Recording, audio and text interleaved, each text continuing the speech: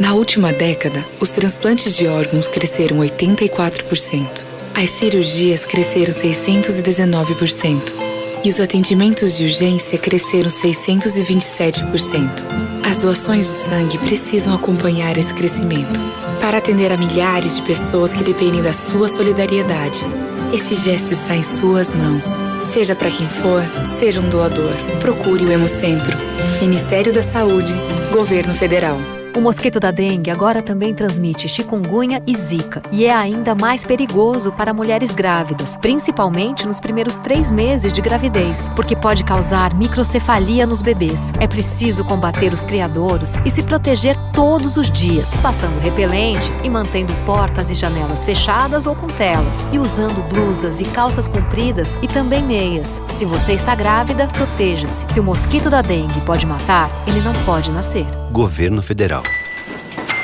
Escuta, Paula. Oi. Vou ter que cancelar a viagem no fim de semana. Ah, sério? Sério. Fui escalada para um acidente de trabalho na sexta-feira à tarde. Vou perder a mão. Mas assim, de repente? De repente não. Tem dias que isso tá para acontecer. Não deixe que um acidente faça parte da sua rotina de trabalho. Programa Trabalho Seguro. A prevenção é o melhor caminho. TST, Justiça do Trabalho. Cenário Esportivo. Oferecimento Case Comunicação. Comunicação bem feita é investimento. E JF Áudio 10. A sua ideia em boas mãos. Está no ar. Cenário Esportivo. Entrevistas, participações e opiniões. Cenário Esportivo. Apresentação: Mário Azevedo e Silvio Azevedo.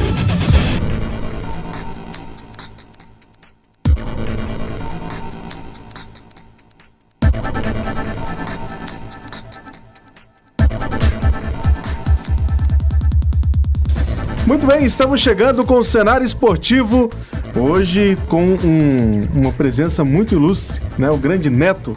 Neto, obrigado pela sua presença aqui com a gente. Eu que agradeço o convite, né? Estamos aí para poder bater um papo com essa galera que gosta de esporte aí. Silvinho, mais uma vez aqui com a gente também. E aí, Silvinho, tudo tranquilo? E aí, Juninho, beleza? Neto, obrigado por ter aceitado o convite de participar com a gente aqui, que é o nosso último programa dessa primeira temporada, né, Juninho? Exatamente, né? Desde o começo do ano aí na labuta para trazer informação e um bate-papo descontraído para vocês. E hoje nós vamos encerrar essa primeira temporada com um grande entrevistado de peso aqui no nosso programa. Neto, seja muito bem-vindo. Eu que agradeço, gente. Neto, vamos começar falando da sua carreira, né? O início da sua carreira. Como que você se interessou pelo futsal? É o que eu falo. Na verdade, eu falo que não foi eu que interessei pelo futsal. Foi o futsal que interessou por mim, né? Foi uma escolha do futsal. Eu acho que foi uma escolha, né? Porque, cara, é muito louco assim, né? Eu era uma criança super ativa e não conseguia ficar em casa e eu me encontrei com a bola, cara, né? Ainda bem, né? É o que eu falei. Independente se fosse, como a gente fala, bola dentro de leite, capotão, o que fosse, né, cara? Eu me identifiquei foi com a bola. Então, né, dali começa a minha história. Eu comecei muito cedo nas escolinhas, né, do Praia Clube, né? Depois acabei jogando ali pelo Praia, um campeonato estadual, e me transferi para o TC, cara, que é um clube que eu tenho um carinho enorme, né? Um clube muito tradicional da cidade, que infelizmente a gente vê no cenário esportivo já quase acabado, né? Mas... E dali eu acabei voltando pro Praia no ano de 97, que foi o ano que eu tive o convite para defender as cores do Atlético Mineiro, né? E daí foram vários clubes. Hoje já são, né, 20 anos de carreira profissional, desde a saída de Uberlândia, que é quando eu encaro isso, né? Mas de esporte mesmo, eu comecei com 5 anos de idade, então já são 30 anos. E nesse tempo aí, algum momento passou pela sua cabeça jogar o futebol de campo? É o que eu falo, né, cara? Tem aquele sonho, né? Eu acho que toda criança, ela sonha, né, em ser jogador de futebol, né? O futebol envolve futsal, envolve que seja futebol de areia, mas eu acho que pela representatividade que existe no futebol, né? E isso envolve muitas coisas. Envolve a questão financeira, que logicamente é muito mais vantajosa, nem se compara, eu acho que com nenhum esporte, né, brasileiro, né, se compara apenas com os esportes americanos. Então, aquele sonho sempre existiu, né? Mas é o que eu falo, cara. Eu nunca fui um cara ligado tanto à grana assim e eu decidi levar pro futsal, cara. Quando eu saí daqui com 15 anos de idade, eu já tinha definido na minha cabeça que eu gostaria do futsal. E durante esse período, até os meus 15 anos, eu tive 7 convites para poder defender, né, clubes de futebol, que foram 3 convites do Atlético e 4 convites do Cruzeiro, né, mas... A rivalidade ficou ali te vigiando.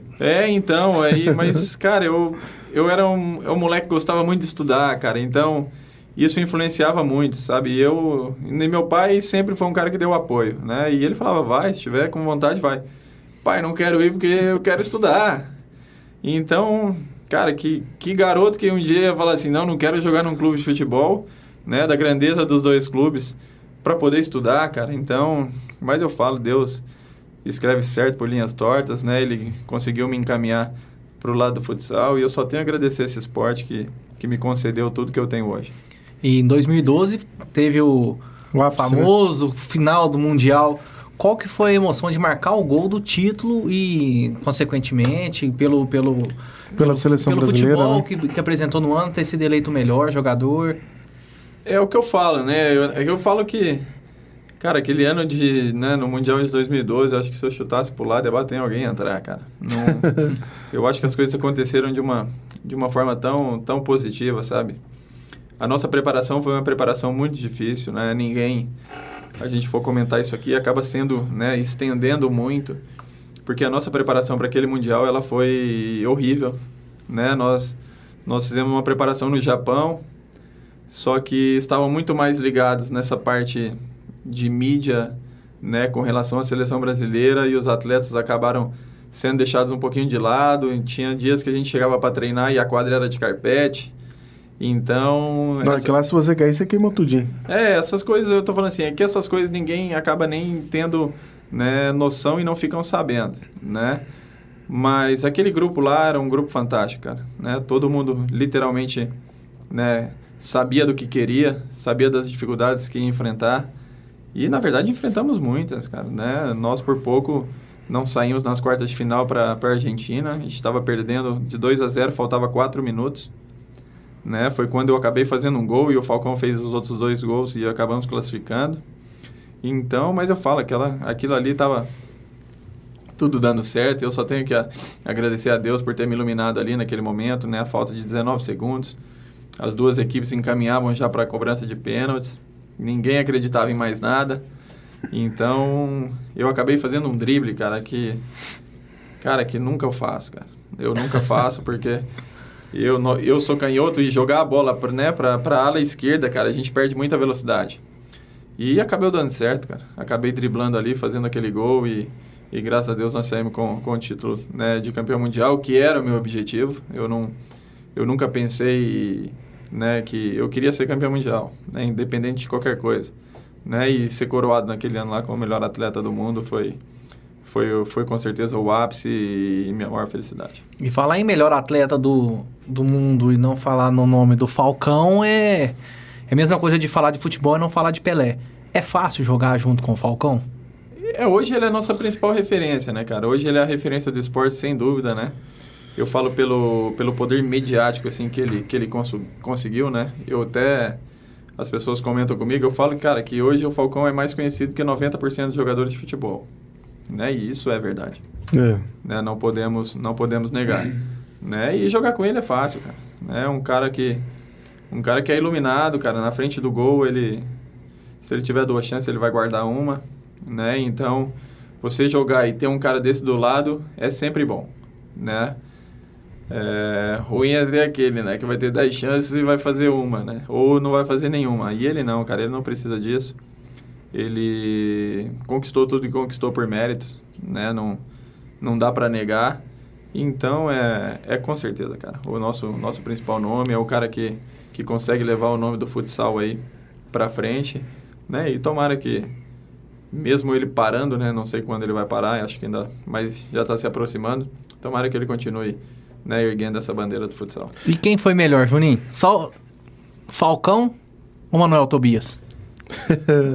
Cara, eu vou falar assim, cara, se se virasse pra mim e falasse assim, ó, quem foi melhor, Falcão ou Manuel Tobias, eu falava que foi o Lenísio, cara. Eu acho que talvez o Lenísio não tenha tido essa representatividade tão grande, né, no meio do esporte, porque ele era um cara muito introvertido também, não gostava muito de mídia, dessa questão, né? Mas quem jogou com ele, cara, sabe que foi o maior pivô da história, né? Pra mim, um dos melhores jogadores também da história, né? Mas sem dúvida, né? Falcão tem os seus méritos, tem o seu valor, Manuel Tobias também, né? Foi considerado também 2 vezes melhor atleta do mundo em 2 mundiais. Então, são atletas excepcionais, né? São atletas que dava gosto de ver jogar e de poder aprender. E eu tive essa felicidade. Em 98, quando fui pro Atlético Mineiro, naquele ano eu tinha Manuel Tobias, no outro ano eu tinha Manuel Tobias, Falcão e Lenísio junto. Nossa. Então, você imagina... né, que escola, hein? Era o Atlético Pax de Minas ainda? Isso. Né? Então, você imagina a escola que eu tive, o que eu pude ver e aprender. Né? Então, eu falo, cara, eu sou muito agradecido por tudo que aconteceu na minha carreira. Eu acho que, graças a Deus, eu tive nos melhores lugares e nos melhores momentos. Né? Então, é só agradecer mesmo. Agora, você falando dessa década de 90, quando você começou, você falando aí do Lenísio, a gente percebe que você tinha naquela época era muito difícil a divulgação do futsal, né? Era bem menos do que hoje. Hoje ainda é pouco, né, Silvio? Naquela época também era muito difícil. Você tinha um jogador para falar assim, eu quero ser igual esse cara? Eu falo, o futsal sempre sofreu com isso, né? Nessa questão de mídia. Na questão de televisão. É o que eu falo, naquela época, cara, eu acho que ainda era até mais legal. Era? Porque naquela época a gente tinha Bandeirantes, né? Que era um canal de TV aberta. Apesar dele passar os jogos num horário meio maluco assim, que era aos domingos, ou era 10 da manhã ou era meio-dia. Né? Mas era um momento que todo mundo estava em casa. Né? Geralmente domingo pela manhã, todo mundo acorda, liga a TV e estava vendo. Então eu acho que era bem bacana, né? Mas também não podemos tirar o valor também do Sport TV, que hoje é o canal que realmente passa o futsal, né? E a cada ano vem crescendo, né? em número de audiência, em número de jogos. Mas, cara, se vocês forem perguntar para mim um cara que eu queria ser igual, eu vou falar o nome dele aqui, ninguém talvez nem vai lembrar, cara. E foi um cara que eu tive o prazer também de poder compartilhar vestiário na época do Atlético Mineiro. Ele se chama Euler. Né? Euler é um fixo, cara, que...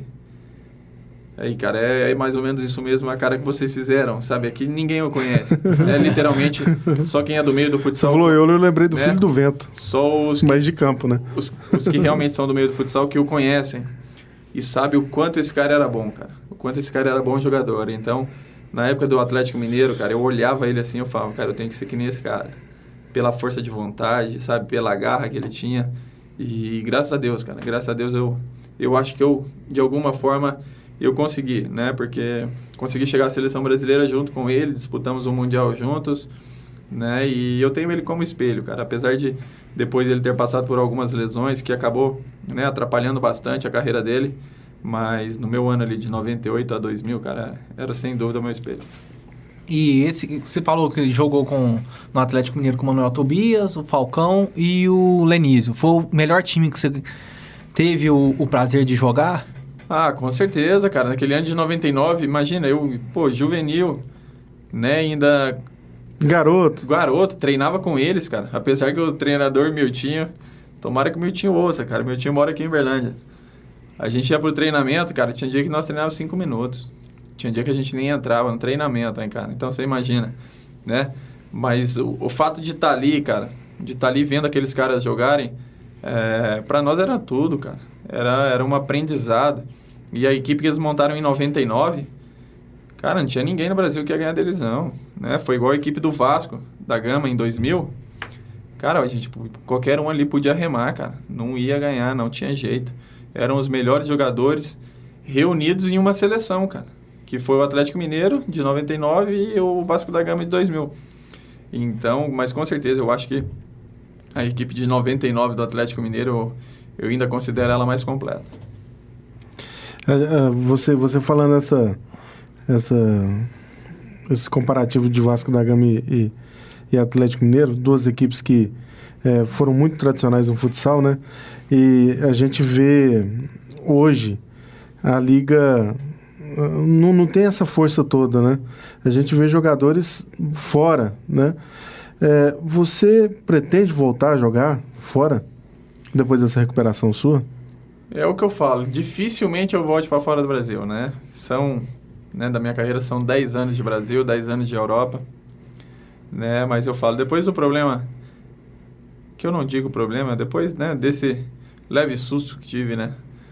Mas graças a Deus está tudo muito controlado e bem sanado, né? A minha intenção não é voltar mais para fora, não, cara. Eu acho que eu realmente me encontrei, né, na minha cidade. Eu já tinha 20 anos que eu não morava em Uberlândia, né? E eu falo que esses 5 meses que estou aqui, cara, foram os 5 meses mais felizes da minha vida.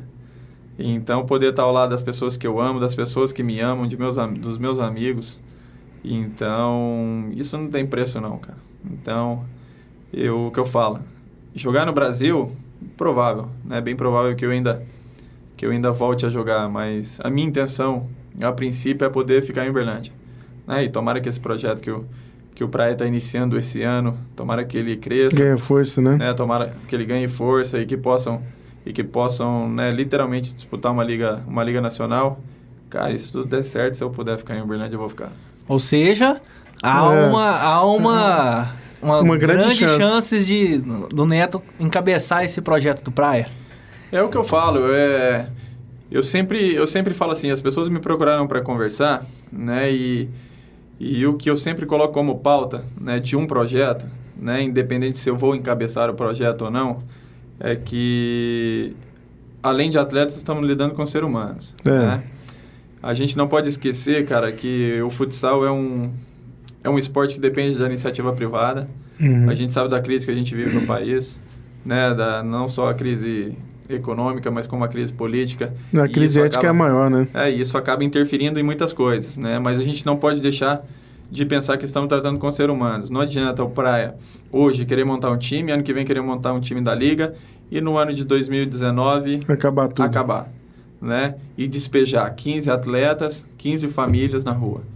Então é o que eu falo, as coisas têm que ser bem pensadas, elas precisam ser bem elaboradas, né? O Praia começou com um projeto Planejamento é tudo, né? Planejamento é tudo. E o que eu falo assim, nessa questão, o Praia acabou montando o time do Mineiro bem rápido, sabe? Sem planejamento algum, né? Eu espero, que esse planejamento, essa vontade que eles tiveram inicial, se transforme num planejamento legal, né?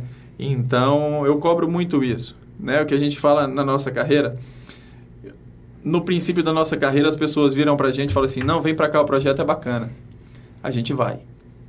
Aquela ilusão que, vou montar um projeto bacana. Dessa vez vai ser. Pra mim vai ser bom, né? E muitas das vezes isso não acontece. Fogo de palha. Aí você vai chegando já no meio da tua carreira, eles viram pra você e falam assim, vem pra cá. Não, o projeto é bom. Aí você já fala assim, o projeto é bom, mas agora eu penso na grana, né? Aí eu vou pra onde eu vou ganhar mais, né? Então, só que agora, cara, eu tô no final da minha carreira, né? Então, agora a minha intenção é literalmente ter um bom projeto, né? Porque graças a Deus eu consegui fazer minha vida, dar tranquilidade à minha família. Então, agora a minha necessidade, cara, é de ter um bom projeto, é de pensar literalmente nos outros atletas que podem vir para Uberlândia. Cara, e que, acima de tudo, montem um time competitivo. Esse é o principal desejo, né? É ter como exemplo tudo que vem acontecendo com o voleibol de Uberlândia, né? Que na sua grande maioria está sediado no Praia Clube, né? Agora existem outros clubes, como o TC, mas em devidas proporções, hoje o voleibol, né, gira em torno do Praia Clube. Tomara que tomem como exemplo, cara. O Praia começou com aquele time bem inferior, né? Sem representatividade no cenário nacional, mas foi galgando, cara. Foi conseguindo patrocinadores, foi aumentando os investimentos. Cara, e a gente vê hoje aí, ele é uma das referências no voleibol feminino. Todas as atletas querem vir para cá, até porque o poder aquisitivo hoje, ele é muito grande, né, nesse projeto.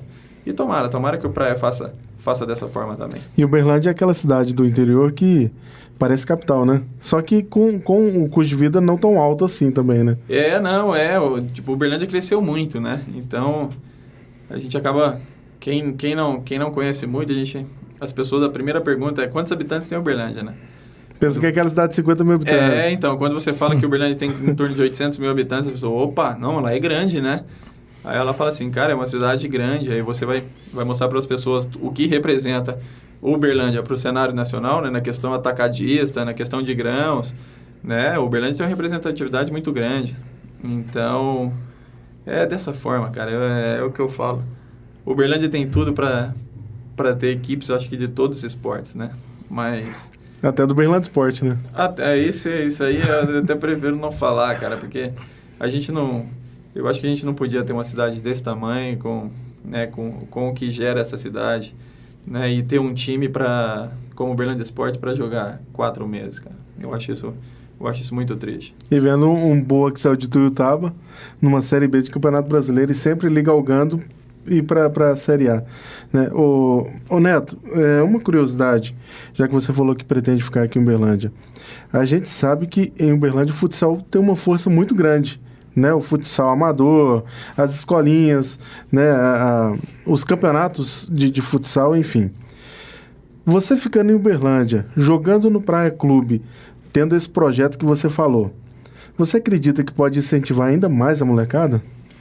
Com certeza, cara. Com certeza. Eu acho que se a gente conseguir fazer um projeto, cara, né, um projeto bem estruturado, a gente começar a colocar, né, dentro do Praia, né, as categorias de base, sub-15, sub-17, sub-20, e tendo boas equipes também, cara, isso anima, sabe? Isso anima a garotada, né? Porque se a equipe principal tiver uma boa equipe, uma equipe competitiva, isso mostra para eles pensam assim, poxa, eu posso chegar lá, né?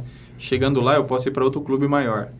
Então, minha carreira foi essa, né? A minha vontade era essa, apesar que o Uberlândia disputava os campeonatos mineiros e a perspectiva era mínima. A gente tinha sorte quando vinha as equipes da capital.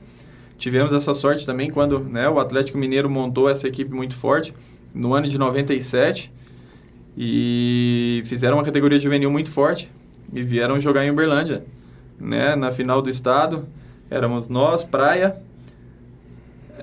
éramos Praia, né, Atlético, Minas e a equipe de Uberaba. E aquilo ali era a nossa chance, cara. Era tudo ou nada. É o que eu falo, a gente tinha uma chance por ano, né? A gente tinha um tiro. Se errasse aquele tiro, era só no próximo ano. Né? E graças a Deus, cara, naquele ano de 97, a categoria era juvenil na época, 7-8, cara. Eu sou 8-1, sou 3 anos mais novo. Acabei indo para a equipe, eu era infanto, acabei indo, cara. Joguei muito bem e tive o convite. Então, que sirva para a molecada, né? Que sirvam para a molecada de espelho. Né, que a gente consiga trazer grandes jogadores também para que sirvam né, realmente de espelhos para essa garotada, para que eles, né, voltem a praticar o futsal, voltem a ter gosto, né, pelo esporte e que não seja só esse elo, né, futsal, para que virem jogadores de campo. Você acredita que, já que você rodou muito aqui no país também, jogadores já mostraram interesse em jogar aqui em Uberlândia também?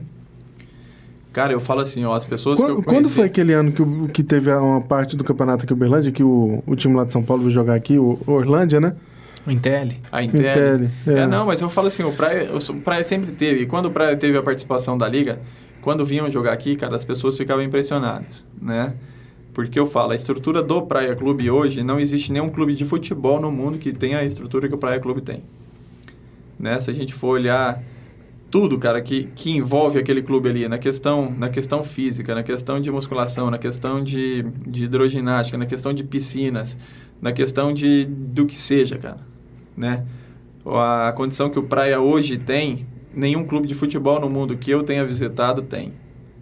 Então, as pessoas se impressionavam com aquilo, né? Se impressionavam com aquilo, e eu converso com muitas pessoas, agora que ficaram sabendo, né, que o Praia começa a ter esse desejo de poder entrar numa Liga Nacional. Eu tenho vários amigos que falam, nossa, Neto, me leva para ir. Vamos fazer um contratinho de 2 anos, a gente fica 2 anos aí. Eu falo, cara, pô, esse era meu desejo, cara, poder não só trazer bons atletas, como trazer amigos, né? Isso é o principal, né? Isso seria o meu desejo. A gente sabe que a gente não vai conseguir, porque aliar tudo isso... Não vai conseguir por enquanto, né? Quem sabe que... mas é só não desistir. É só esperar que o pessoal do Praia, né, consigam formatar esse projeto e coloquem adiante. Então, fazendo isso e tendo responsabilidade, tem tudo para dar certo. Agora, a gente tocou no assunto do Uberlândia Esporte Clube. Eu sonho o dia que o nosso Verdão tenha a mentalidade do pessoal do Praia Clube, do vôlei, né? Porque você tem uma cidade igual a Uberlândia que não tem um time para disputar um calendário o ano inteiro, né? É muito triste. A gente que torce pelo Uberlândia Esporte Clube, a gente fica muito triste, né? E a gente sabe que o Uberlândia tem público para todos os eventos esportivos que fizer na cidade, né? E o Uberlândia bem no campeonato dá lá 10, 12, 15 mil pagantes. O público paga. O futsal, indo bem, pode ter certeza que o público paga. O vôlei, a gente sabe que não cobra. Areia na praia. Fica aquele tanto de gente de fora querendo entrar. Ou seja, incentivo de torcida tem, não tem? Não, com certeza, cara. Eu falo, pra mim, eu como uberlandense, cara, eu amo a cidade de Uberlândia.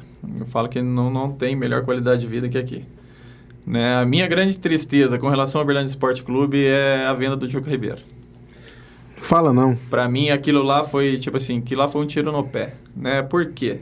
Eu penso assim, cara, a gente tinha um estádio no centro da cidade. O acesso para todos era muito fácil. Né? O acesso era muito fácil, através de ônibus, do que seja, cara, até de carro. O que fosse era muito fácil de chegar. Né? Tinha um campo com as medidas, no meu ver, tipo assim, ideais. Né? O que se falava muito através do gramado, que era duro. Cara, isso aí é coisa que se resolve assim, ó. Num piscar de olhos, você coloca, né? Você coloca uma terra boa, coloca uma grama boa e, tipo, vambora. Mas, cara, se desfazer daquilo ali, pra mim, é a maior tristeza. Porque, igual você comentou, ali no João Avelange, coloca 10 mil, 12 mil pessoas. Fica vazio. Imagina 12 mil pessoas, cara, dentro do Juca Ribeiro, gritando, apoiando o time. É a nossa Vila Belmiro. O que é, mas realmente é o que seria. E seria uma oportunidade também do Uberlândia Clube, né, estruturar, cara, né, o departamento de futebol e fazer daquilo ali literalmente uma arena, cara, né?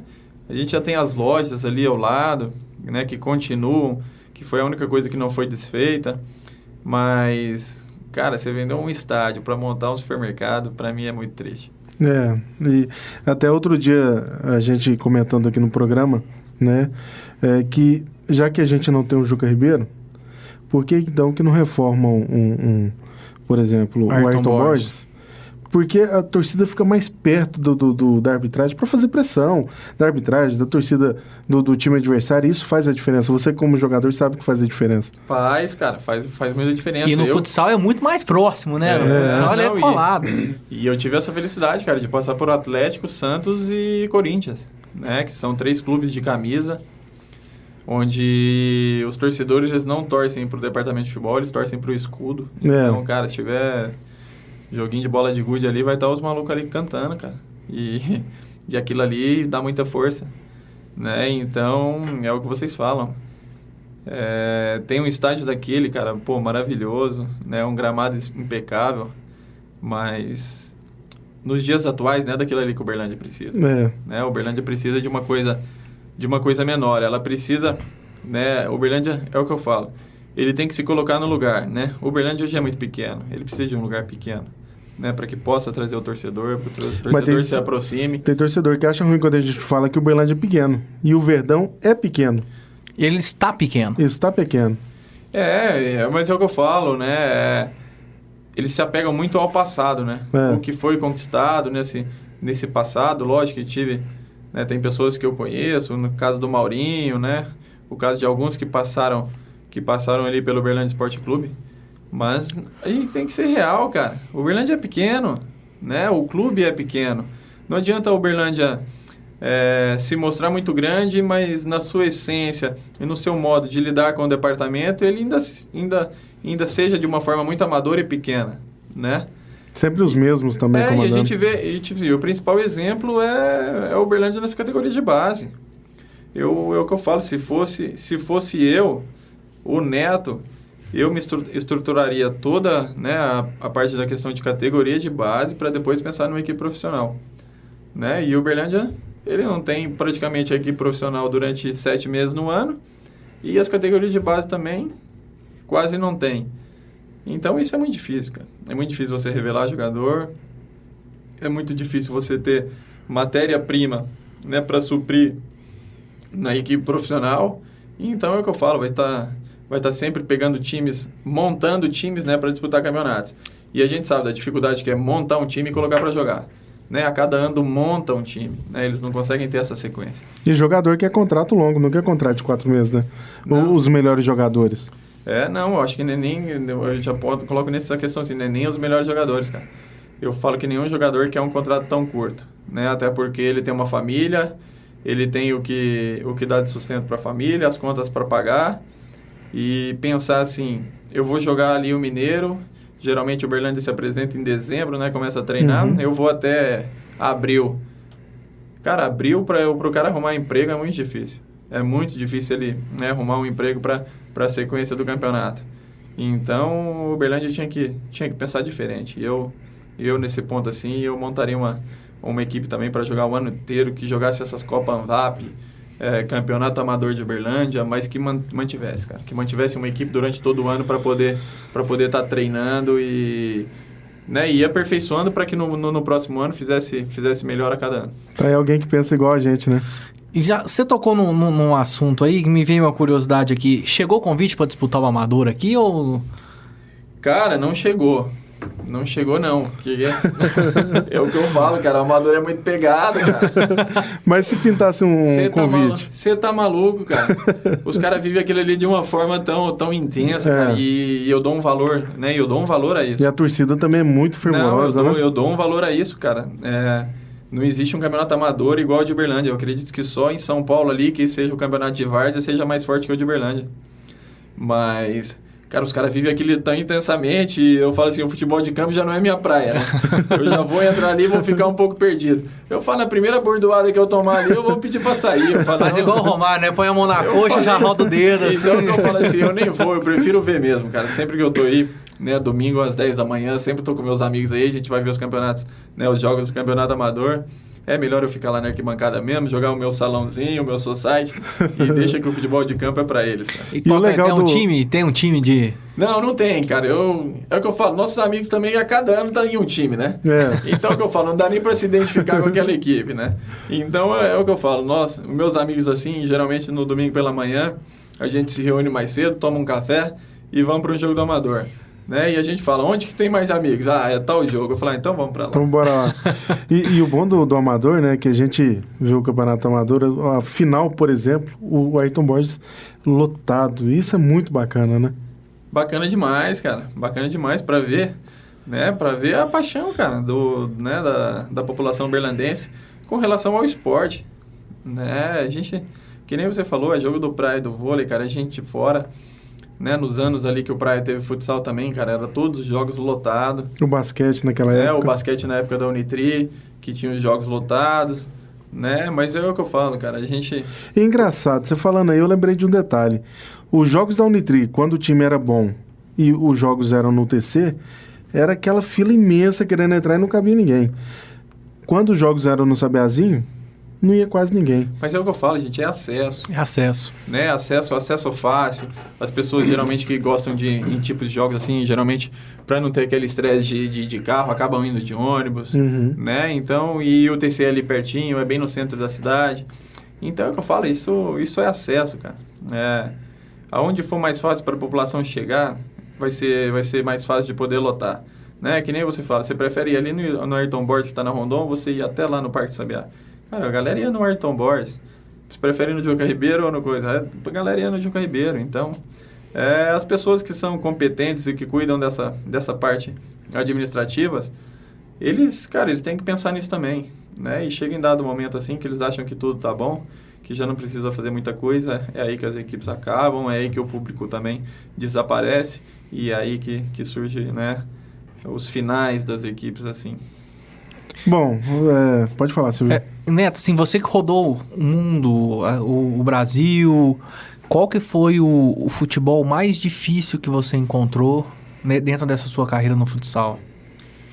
Cara, eu falo que eu encontrei o futsal mais difícil de se jogar no Brasil, sem dúvida.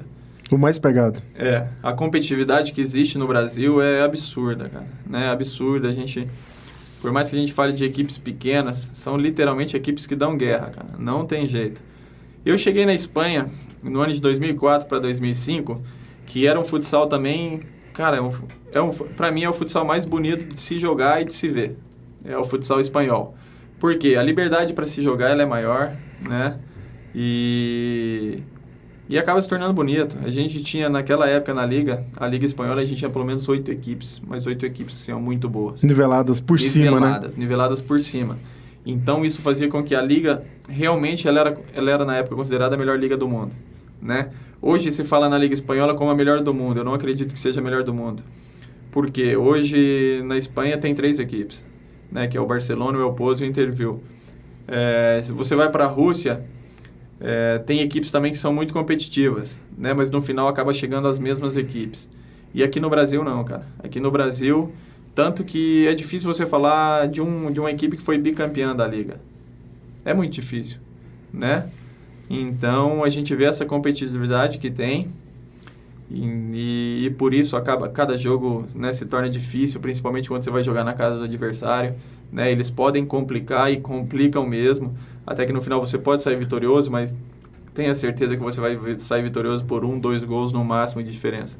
Então, por isso, para mim, a melhor liga do mundo é a Liga Brasileira, pela competitividade. Agora, se for pela beleza, tem outras que são mais bonitas. E já chegou alguma que você falou, puta merda, o que eu tô fazendo aqui? Cara, teve, cara. Pô, nem fala, cara. Cheguei... mas isso aí também... Mas eu falo, né, cara? Eu cheguei agora... Nem tudo são flores, né? É, lógico. Mas é o que eu falo assim... Pro jogador ainda tá tranquilo, né? Igual a liga agora do time que eu estava, o Kairat, no Cazaquistão. Nossa, onde ele tava? Cara, então você imagina, é uma liga onde tem uma equipe que investe muito, né? Que era a equipe do Kairat, que ela sempre investe para tentar ganhar um campeonato europeu. E a liga, ela é praticamente largada, cara. Uma equipe largada, os jogos os jogos terminavam 10-1, né? O jogo, talvez o jogo mais difícil, você ganhava de 6-2. Então, a competitividade é muito pequena. Servia mais como uma pré-temporada para a Liga Europeia. Não, era o que servia, cara. Ele servia literalmente como treinamento para que você pudesse chegar na Copa UEFA e desempenhar um bom futebol. Então, são essas ligas que, devido à competitividade, ao pequeno número de equipes, que acabam se tornando ligas, né, inferiores e que não atraem muito. Mas, eu falo, no caso da equipe do Kairat, tem a sorte de todo ano poder disputar o campeonato europeu. Então, todas as pessoas querem ir lá com o intuito de ser campeão europeu. Agora, você falando aí desse problema aí de jogar e não ter tanta pegada numa liga, é aquilo que a gente fala do Campeonato Mineiro, né? Trazendo novamente para o futebol de campo, né? O Cruzeiro e o Atlético, de vez em quando vão lá no Campeonato Brasileiro fazer alguma coisa melhor, né? Mas estão sempre ali no meio da tabela, porque a preparação no Campeonato Mineiro é muito fraca. A Federação Mineira de Futebol dá lá 800 mil para o time pequeno fazer um time e dá lá, acho que 10 milhões para o time grande, né? Então não tem competitividade no Campeonato Mineiro. E isso não dá base para o resto do ano, não é? Mas é o que eu falo, cara. É a representatividade que existe no meio do futebol em si. Né? Então, cara, mas essa é uma luta que ela sempre vai existir. Serão sempre os times pequenos, né, chorando, né, com relação às equipes grandes. E enquanto as federações não colocarem todo mundo no mesmo nível, pelo menos de questão financeira, para que se possa disputar um campeonato justo, né? Justo, isso não vai acontecer. Mas também sabendo, né, e as equipes também pequenas, elas têm que ter, não digo nem noção, elas têm que aceitar, né, que nunca serão como um Atlético e um Cruzeiro, né, pelo que geram, né, pela receita que geram, pela quantidade de torcidas que possuem, né? É o que eu falo, cada um tem que se colocar no seu lugar. Mas não adianta... No caso da Federação Mineira é tão esquisito porque o América tem muito menor público que o Uberlândia, a torcida deles é minúsculo, a receita dos jogos é menor e ainda o América ainda recebe muito mais dinheiro que o Uberlândia Sport. Mas aí é o que eu te falo, é a representatividade no futebol, né? O América na segunda divisão brasileira e tudo, né? É por isso, o América tá ali, ele sempre tá brigando para estar na A, apesar de todo ano que ele sobe, ele cai. Mas é o que eu tô falando, a representatividade que ele tem no meio do futebol, ela é maior. Então, por isso, acaba gerando mais receitas para eles. E Neto, assim, como é que tá a sua situação contratual com o time lá no Cazaquistão? Seu contrato, ele tem sido mantido, como é que tá? Porque eu lembro que quando se descobriu a doença, eles te deram muito apoio, fizeram homenagens e tudo mais. É o que eu falo assim, eu tenho a felicidade, cara, que tudo que foi combinado, né, com a parte, né, da diretoria foi cumprido. Né, o meu contrato, ele se encerrou agora no dia 31 de maio. Eu tinha mais um ano de opcional, né, que seria até o ano de 2018. Né, e não era o meu desejo voltar, acredito que também não era o desejo do clube me manter, né, e é o que eu falo, pelo que eu passei, pela enfermidade que eu tive, se talvez eu quisesse brigar, cara, eu conseguiria, ou pela FIFA, ou por onde, me manter no clube, né, mas não é a minha intenção. A minha intenção não seria em momento nenhum estar de acordo, né, entrar num desacordo com eles, e por isso também resolvi terminar, encerrar o meu contrato. Era o melhor a se fazer, porque eu não voltaria para lá. Então, eu só tenho a agradecer eles, cara. Agradecer por tudo que fizeram, né? Foram várias as homenagens, né, que fizeram em meu nome. Agradeço a diretoria por tudo que fez. Né? Agradeço a alguns jogadores também que sempre estavam, né, perguntando como eu estava, como seguia a minha recuperação. Então, é isso, cara. Eu vivo a minha vida aqui, eles continuam vivendo a vida deles. Né, e desejo todo sucesso para essa equipe que tanto investe para tão pouco, né, apenas para disputar o Campeonato Europeu. Ô Neto, e como é viver num país como o Cazaquistão? Cara, uma surpresa grata, cara. Grata, te juro. É um país muito legal de se viver, né, muito diferente, por exemplo, da Rússia, onde eu morei. Na Rússia o pessoal é muito frio, né, cara, muito fechado, principalmente o pessoal mais velho que viveu aquela Guerra Fria. Então, é um país bem, bem difícil de viver a Rússia, né? Já o Cazaquistão é totalmente diferente. Apesar de ser um país desmembrado da União Soviética, é um país puxado mais para o lado asiático, né? E as pessoas são muito mais amáveis, são muito mais sensíveis, né, com relação ao estrangeiro que lá está. E para mim foi uma grata surpresa morar na cidade de Almaty. Há um tempo atrás, houve uma certa rebelião, digamos assim, dos atletas com a seleção brasileira. Eu sinceramente não me recordo se você estava de acordo com essa situação que foi criada. Hoje, se eu não me engano foi essa semana, eu vi que parece que a CBFS resolveu desmembrar da CBF. Na sua opinião, como atleta que viveu dentro da seleção, são dois momentos que dividem um pouco da história do futsal brasileiro ou não? Acha que isso não vai... Cara, eu falo que nessa, em teoria, rebelião, eu era um dos frentes, né? Quem estava na frente, na comissão de frente ali esses dias, né? Tava eu, Falcão e Vinícius. Três dos principais atletas da seleção, digamos. Não sei, eu prefiro não me comparar assim não, mas eu falo assim, eu tava ali pra briga, né? Uma briga, até certo ponto, eu acho que até desleal, né? Porque as pessoas que comandavam, né, o nosso esporte, infelizmente, literalmente mancharam o nosso esporte, né? Mancharam a figura da seleção brasileira, né? Com falcatruas, literalmente com roubos. E quando eu falo assim, é porque foram documentados. A gente não está falando aqui de uma hipótese. A gente está falando de uma coisa concreta, né? Mas eu falo, nesse ponto, assim, também foi uma das minhas maiores tristezas, cara. Né? Foi brigar por uma coisa que... Brigar, e no final, não dá, mais uma vez, não dá em nada, né? O que você está falando agora da CBFS desmembrar da CBF, na verdade, foi ao contrário, né? No ano passado... nesse ano, um grupo gestor da CBF que pegou, né, a seleção de futsal para comandar, porque até esse tempo ela era comandada pela CBFS, né? Então eles pegaram para poder gerir o futsal, fazer com que a seleção brasileira voltasse a crescer, ter novos patrocinadores, gerar receitas e poder fazer uma seleção forte, com viagens, com intercâmbios, né? E o que aconteceu? Eles se separaram agora porque eles ficaram com medo da dívida que hoje é contraída pela CBFS, que é em torno de 9 milhões de reais. Eles pensaram, acho que isso vai cair no nosso colo. A gente vai pagar por uma coisa que não é nossa. Então acabaram rompendo esse contrato, e a seleção brasileira acabou voltando para a CBFS, né? E eu digo mais uma vez, cara, é a maior tristeza ver isso novamente. A seleção tinha tudo para voltar a ser forte, voltar a estar no cenário mundial de uma forma positiva, porque ali agora, né, com a CBF, tinham jogadores, ex-jogadores, comandando essa parte, né? Que são jogadores sérios, que são amigos meus. E, infelizmente, ela acabou retornando, né? Retornando para as pessoas que, no meu modo de ver, são descapacitadas para poder gerir uma confederação de futsal. E, infelizmente, é o que vocês falam. Vocês falam muito da Federação Mineira. Cara, o nosso presidente hoje, da Confederação Brasileira de Futsal, ele é o Madeira, que era presidente da Federação Mineira.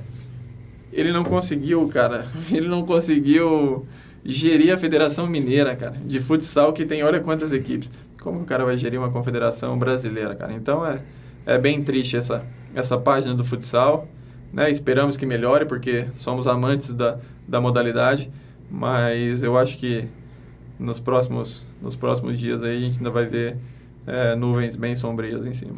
E será que poderá ter novos movimentos de atletas em cima dessa... Eu acredito que não. Eu acredito que agora, eu acho que até os atletas perderam força, né? Perderam força de lutar mesmo, né? Até porque essa mudança havia acontecido, né? Com esse grupo gestor da CBF, e todos os atletas achavam, agora tem solução, né? E por um motivo de acharem que talvez pagariam o pato de pagar as dívidas que foram contraídas pela antiga gestão, eles acabaram se retirando. E eu tenho certeza, cara, que todos os atletas agora pensam da mesma forma. Gente, eu acho que agora complicou de novo. Então, cara, eu acho que atleta nenhum mais tem força para poder brigar com nada, e eu acho que agora eles vão tocar da forma que eles acham melhor mesmo, mas mesmo assim, cara, quem é amante do futsal ainda espera que possam tocar de uma forma positiva. Coisa que eu não acredito, mas a esperança é a última que morre. Ô Neto, mesmo com tanta bagunça no futsal, não por parte dos jogadores, mas por política, né? Você vê um momento favorável daqui a uns anos, novamente? Cara, o Brasil é safra de jogadores de futsal e inesgotável, e sempre vai ser, né? Eu sempre acredito que a seleção brasileira, independente de qualquer momento, ela sempre vai ter uma seleção competitiva, né? O que eu falo agora também, no último Mundial, tudo se colocou a culpa na Confederação Brasileira. O fracasso do Brasil se deve à Confederação Brasileira, lógico que ela se deve, mas, cara, a culpa não é só deles. A culpa é dos jogadores também, né? A gente não pode se eximir de alguma culpa, até porque no ano de 2012 a gente vinha da mesma crise. Nós vínhamos da mesma crise, a Confederação Brasileira não tinha um centavo, né, para poder dar para os atletas, né? O que eu falo, eu levei a minha esposa para ver o jogo lá na Tailândia. Eu acabei gastando mais levando a minha esposa do que propriamente eu ganhei, né, com o título da seleção brasileira. Então, é o que eu falo, crise, cara, ela já vem de longos anos, né? E a gente se eximir dessa responsabilidade, eu acho que não é o mais correto, né? Todas as pessoas abraçaram dessa forma. Não, é verdade, a confederação estava uma bagunça, tudo isso. Cara, eu apoio muito essa fala, porque realmente vinha uma bagunça. Mas os atletas também são conscientes da responsabilidade que eles tinham, né? E sair para o Irã nas oitavas de final do Mundial, isso representou muito, cara. Isso representou muito para a seleção brasileira. E é isso que a gente precisa resgatar. É meio que o 7-1 do futebol de campo, pode se comparar com... Cara, eu não sei se eu comparo como 7-1, porque, cara, o Irã é uma das melhores seleções do mundo. As pessoas talvez não acreditam, mas, cara, sem dúvida é um celeiro também de atletas impressionante. Porque eles investem muito no futsal, né? E a seleção deles está sempre reunida, cara, treinando, né? Eu só não considero como 7-1, mas eu considero também como, né, como um episódio triste, né? Um episódio triste, eu não sei se vai se comparar ao 7-1. A gente tem que pensar também, cara, o Brasil estava na semifinal de Copa do Mundo, né? Não é pouco, cara, né? Lógico que ficou manchado né, por tudo que aconteceu, o 7-1, pela forma que foi. Em casa. Lógico que isso fica marcado, né? Mas hoje em dia, cara, chegar numa semifinal de Copa do Mundo, cara, isso é para poucos. E você falando aí do celeiro de atletas, eu não lembro qual ano que foi, mas havia a seleção da Itália era praticamente formada por brasileiros naturalizados.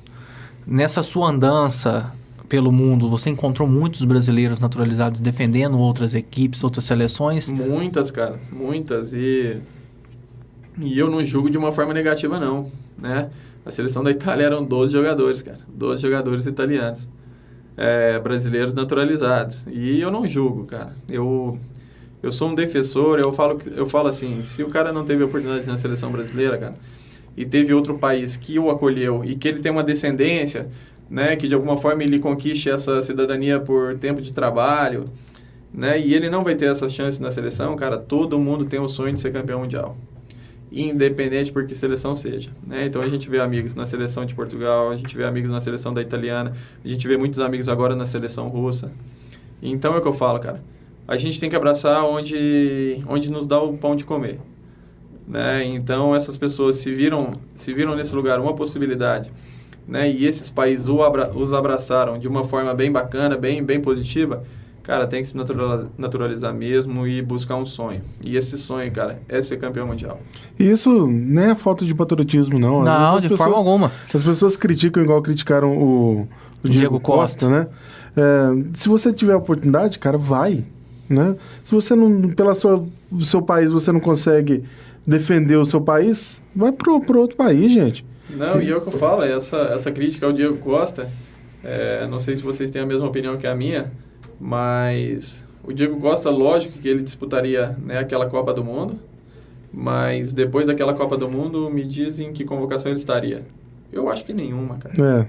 Eu acho que nenhuma, né? E ele escolheu um país que sempre o tratou bem, ele fala que é um apaixonado pela Espanha, e por ser apaixonado por aquele país, ele fez essa escolha e tá mais que certo.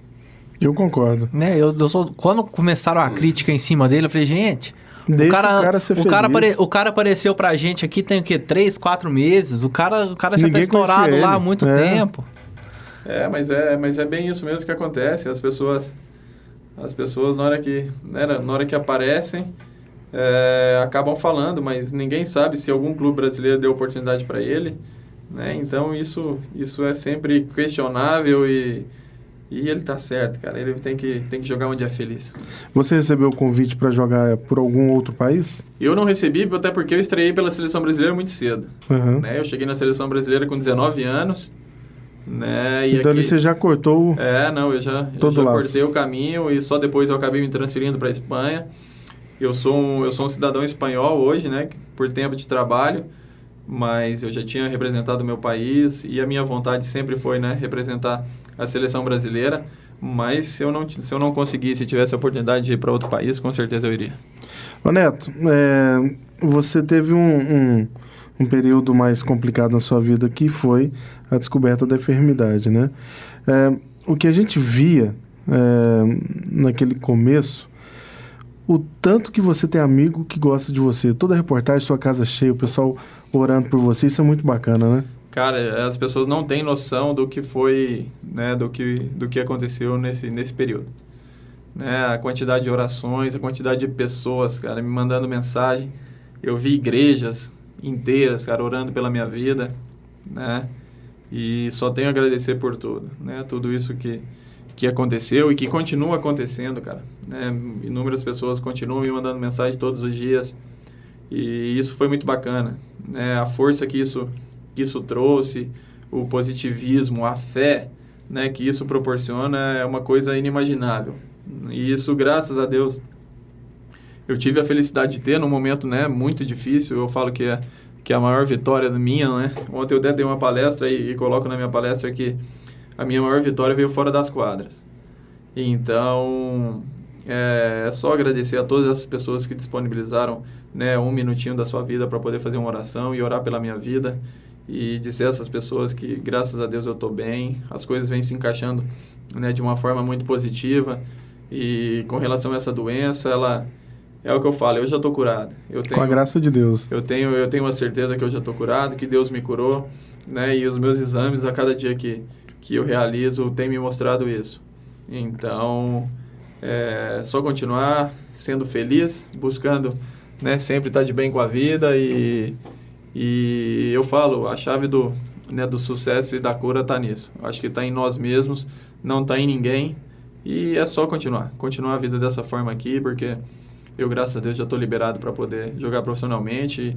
E eu tenho certeza, eu faço meus exames daqui a 20 dias, gente. Daqui a 20 dias eu tenho certeza que eu vou estar curado. Com a graça de Deus. E Neto, tem muita lenha para queimar ainda? Já está pensando no fim? Como é que tá a cabeça Cara, hoje? eu já estou com 35 para 36 anos, né? Então é inevitável já pensar mais pro fim do que pro começo.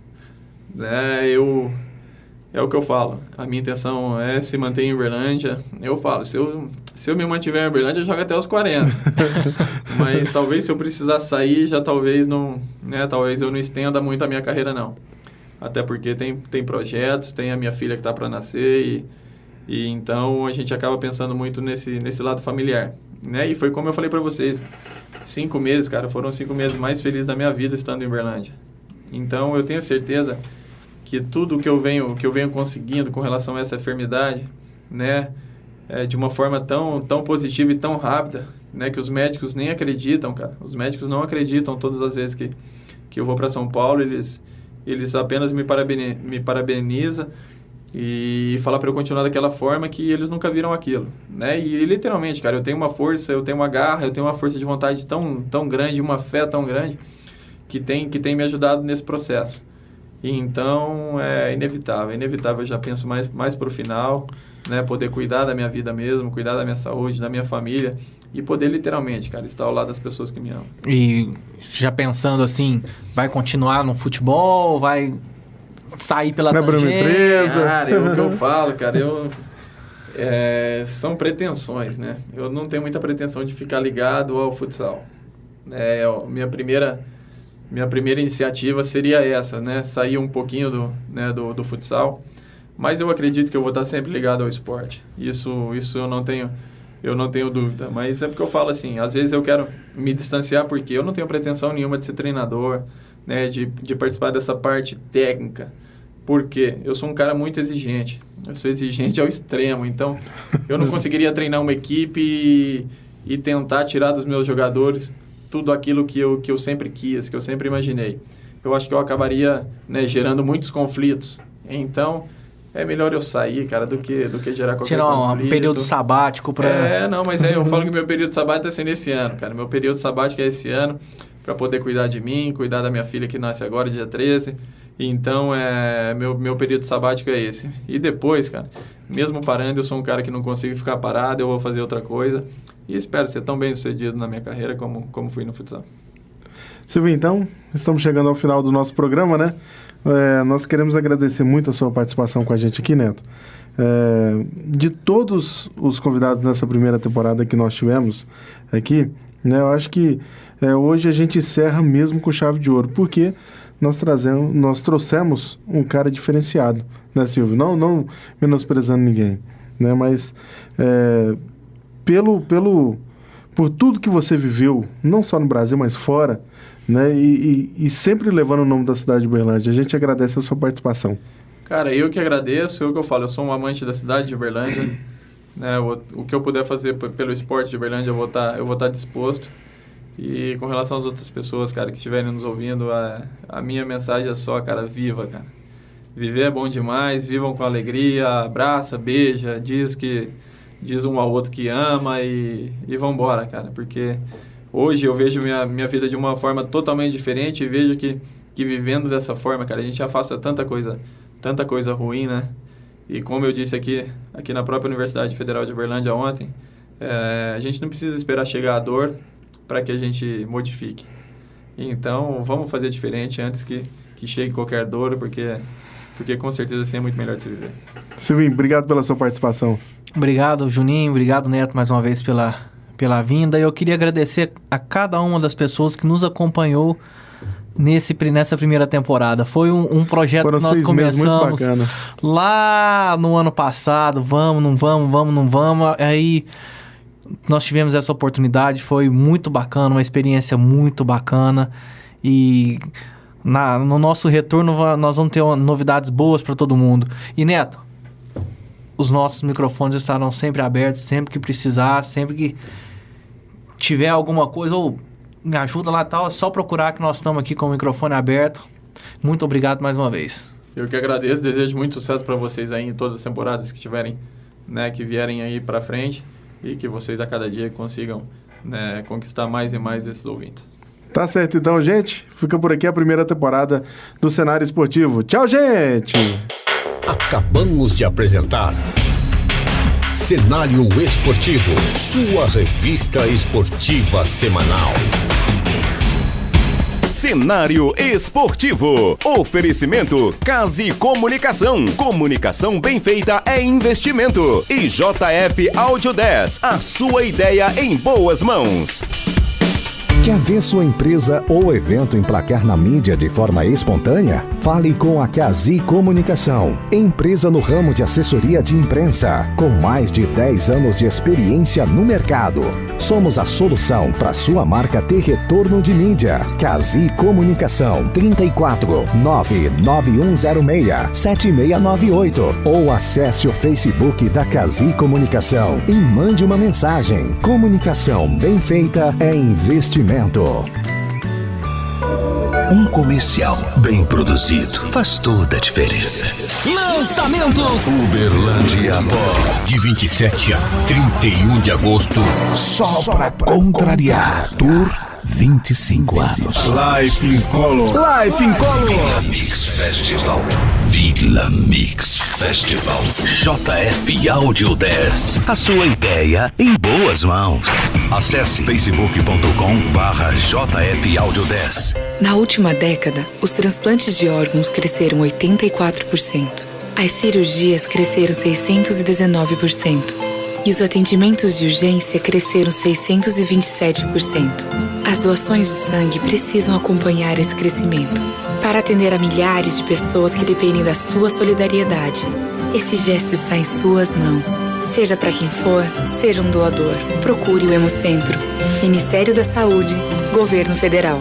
O mosquito da dengue agora também transmite chikungunya e zika e é ainda mais perigoso para mulheres grávidas, principalmente nos primeiros 3 meses de gravidez, porque pode causar microcefalia nos bebês. É preciso combater os criadouros e se proteger todos os dias, passando repelente e mantendo portas e janelas fechadas ou com telas, e usando blusas e calças compridas e também meias. Se você está grávida, proteja-se. Se o mosquito da dengue pode matar, ele não pode nascer. Governo Federal. Governo Federal.